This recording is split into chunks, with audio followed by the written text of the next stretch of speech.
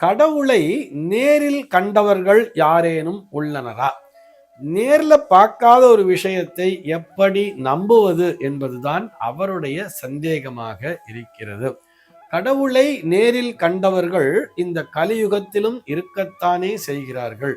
இறை சக்திகளை மனித வடிவத்திலேயே நம்மால் உணர முடியும் அப்படின்னு சொல்றார். ஏன் நம்ம கண் முன்னாலே நம்ம பார்த்திருக்கோம் இல்லையா?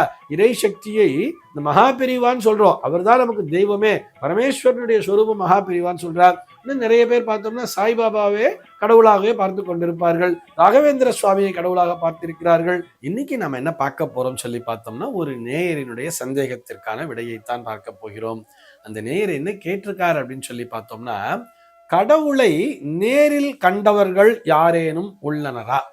நேர்ல பார்க்காத ஒரு விஷயத்தை எப்படி நம்புவது என்பதுதான் அவருடைய சந்தேகமாக இருக்கிறது. கடவுளை நேரில் கண்டவர்கள் இந்த கலியுகத்திலும் இருக்கத்தானே செய்கிறார்கள். இது ஒரு பக்கம். இது எப்படி சார் யார் கலியுகத்தில் இருக்கான்னு கேட்டா, நம்ம 63 நாயன்மார்களினுடைய புராணத்தை படிக்கிறோம். அதே மாதிரி ஆழ்வார்களை பற்றியும் படிக்கிறோம். இத்தனை ஆழ்வார் இருக்கா, ஆண்டாள் இருக்கா, இவாள்லாம் கடவுளை நேரில் தரிசனம் பண்ணியிருக்காங்கிறதே சொல்லியிருக்கா இல்லையா? ஆக 63 நாயன்மார்களும் இந்த கலியுகத்திலே வாழ்ந்தவர்கள் தான். யாருமே வேற யுகத்துல வாழ்ந்ததா சொல்லலை. அதே மாதிரி இந்த ஆழ்வார்கள் அப்படின்னு பார்த்தா கூட இந்த கலியுகத்திலே நம் கண் முன்னால் வாழ்ந்தவர்களாகத்தான் குறிப்பிட்டிருக்கிறார்கள். இவர் அனைவருமே தெய்வத்தை நேரிலே கண்டிருக்கிறார்கள் அப்படிங்கிற உண்மையை நமக்கு பதிவிட்டிருக்கிறார்கள். ஆக இதை நாம் நம்ப வேண்டும். இது ஒரு பக்கம். இது எல்லாவற்றையும் விட நமக்கு சாஸ்திரம் எப்படி தெரியுமா சொல்லி தர்றது? தெய்வாம் மானுஷ ரூபேனா அப்படின்னு சொல்றார். எப்படி இறைவனை நம்ம கடவுள் அப்படின்னு சொன்னா உடனே தலையில பெருசா ஒரு கிரீடம் வச்சுக்கிட்டு, கையில சங்கு சக்கரம் வச்சுக்கிட்டு, ஒரு கையில கதையை வச்சுக்கிட்டு நமக்கு இப்படி நிப்பார் அப்படிங்கிற மாதிரிலாம் நம்ம நினைச்சுக்கிறோம். ஏன்னா திரைப்படங்கள்ல அப்படித்தான் நம்ம கடவுளினுடைய உருவத்தை பார்த்திருப்போம். அப்படித்தான் வரணுங்கிற அவசியம் இல்லையே. அப்படி வந்தாதான் கடவுளா? அதை விட ஆபத்து காலத்திலே எவர் ஒருவர் நமக்கு உதவி செய்கிறாரோ அவர்தான் கடவுள் அப்படிங்கிறத நம்ம சொல்றோம் இல்லையா? எப்படி சொல்லுவோம்? தெய்வம் மாதிரி வந்தாம்பா, இல்ல கடவுள் மாதிரி வந்தாம்பா, அந்த நேரத்துல காப்பாத்திட்டாம்பா அப்படின்னு சொல்லுவோம் தெரியுமா? ஏன்னா ஒரு ஆக்சிடென்ட், அந்த மாதிரி விபத்து போன்ற விஷயங்களை சந்திப்பவர்களுக்குத்தான் அது மிகவும் நன்றாகவே புரியும். உணர்வார்கள் சொல்றேன், பிராக்டிக்கலா உணர்வார்கள். அதாவது ரொம்ப பெரிய ஹைவேல போயிட்டே இருப்பா, சுத்து பத்தி எது கடை கிட எதுவுமே இருக்காது. திடீர்னு ஒரு விபத்துங்கிறது நடக்கும். ஆனால் பின்னாலேயே ஒரு வாகனத்தில் வரக்கூடிய என்ன பண்ணுவார், வண்டியை நிறுத்தி டக்குன்னு ஆம்புலன்ஸுக்கு ஃபோன் பண்ணுவார். இந்த மாதிரி இங்க ஒரு மிகப்பெரிய விபத்து நடந்துருச்சுன்னு சொன்ன உடனே டக்குன்னு அவங்க ஓடி வந்து அவங்களை ப்ரொடெக்ட் பண்ணுவார் தெரியுமா? இவர் கூடவே இருந்து கூட காப்பாற்றுறவாளும் இருக்கா அந்த மாதிரி. அப்ப நம்ம எப்படி சொல்லுவோம்? யாருன்னே தெரியாது, எவருன்னே தெரியாது, ஆனால் கடவுளை போல அவர் வந்து காத்தான்னு சொன்னார். அவர் அந்த இடத்திலே அந்த நேரத்திற்கு வர வேண்டிய அவசியம் இல்லை இல்லையா? எப்படி வந்தார்னு சொன்னா அது கடவுள்தான் அவரை அனுப்பி வைத்தார் என்பதை புரிந்து கொள்ள வேண்டும். தெய்வாம் மானுஷ ரூபேனா அப்படிங்கிறது தான் நமக்கு சாஸ்திரமானது நமக்கு சொல்லி தருகிறது. இறை சக்திகளை மனித வடிவத்திலேயே நம்மால் உணர முடியும் அப்படின்னு சொல்றார். ஏன் நம்ம கண் முன்னாலே நம்ம பார்த்திருக்கோம் இல்லையா?